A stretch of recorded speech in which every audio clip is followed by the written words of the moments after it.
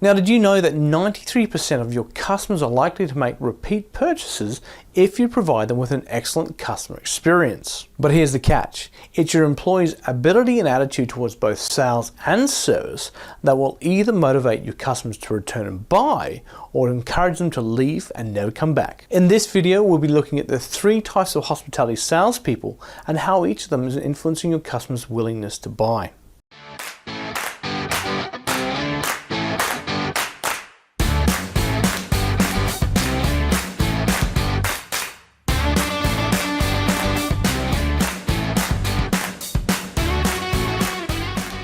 G'day guys, my name's Ian. I'm the founder of Train the Workplace, the free learning community for helping businesses to grow their people, improve their productivity, and also generate more profit. Now, the reality of all hospitality businesses is that your sales are a direct reflection of the quality of the products, the prices that you charge, as well as the quality of service that you provide to each customer. And this means that you can have a great product at a great price, but if you don't have a team of salespeople with the right ability and attitude, then you still struggle to sell it. Now, to understand this better, think of your own experiences as a customer in a restaurant, in a cafe, and or a bar, and what are the types of salespeople you want to be served by. Now, the first type of salesperson is what we call the underseller.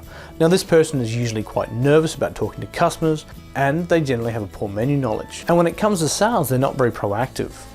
They don't promote specials or daily promotions or even offer suggestions. And as a customer, you have to take the lead. You need to find the server to take your order, and then you need to tell them everything that you want. And if you've got a question about the menu, the usual response is usually a shrug and then an I don't know. Now, undersellers lack the knowledge and skills to promote and sell your menu items, but they also lack the attitude and desire to provide a satisfying customer experience, let alone a great one. Now, the second type of salesperson is the overseller. Now, unlike the underseller, they're usually overly confident and sometimes even aggressive. Oversellers generally have a good menu knowledge and they have the ability to sell, but they're motivated by the prestige of selling the most expensive menu items or having the biggest bill.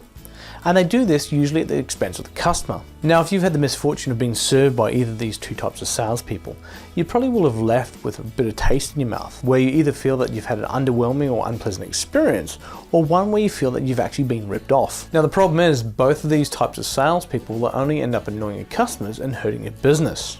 And studies have shown that as much as 66% or 2 out of every 3 of your customers will leave due to receiving a poor type of customer experience just like this. And so this leads us to the third type of salesperson, the service seller.